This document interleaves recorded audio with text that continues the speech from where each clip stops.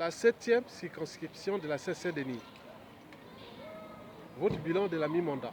En une minute. Top chrono.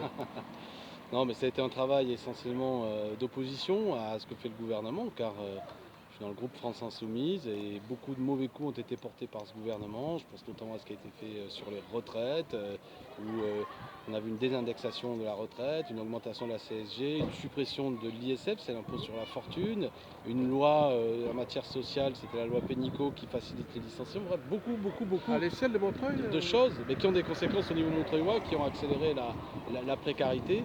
Et moi, beaucoup de mon travail a été de m'opposer, c'est le travail d'un député au niveau de l'Assemblée nationale, à ces mauvais coups qui avaient des conséquences pour les Montreuillois. Le grand débat.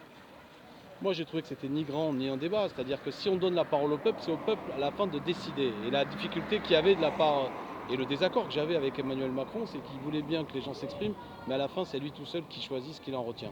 Et ça, c'est pas une bonne méthode. Les européennes. Elles viennent, elles ont le 26 mai, il faut aller voter, quel que soit ce qu'on pense, il faut y aller parce que sans quoi ça pourra créer une déformation un peu de l'expression du peuple français. Ce qui s'est passé en Algérie et au Soudan.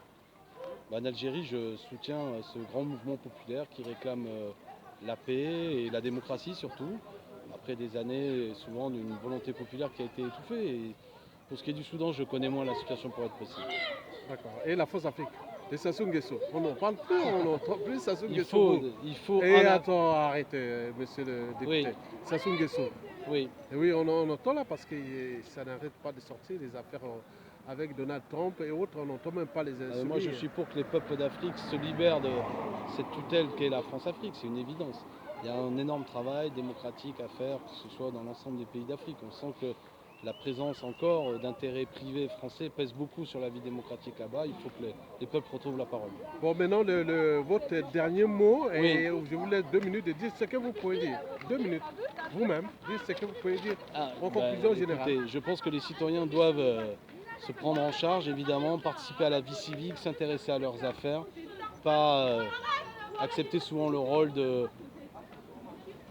secondaire qui leur est laissé dans la vie politique. Il faut que les citoyens restent des acteurs civiques présents. C'est pas simple. On est aujourd'hui dans un système qui souvent fait qu'entre 2 élections, ils n'ont pas la parole. Moi, je souhaiterais qu'ils puissent garder un moyen de contrôler les élus, les La liberté révoquer, etc. d'opinion, Et notamment la liberté de d'opinion. Merci. Bonne journée, au revoir.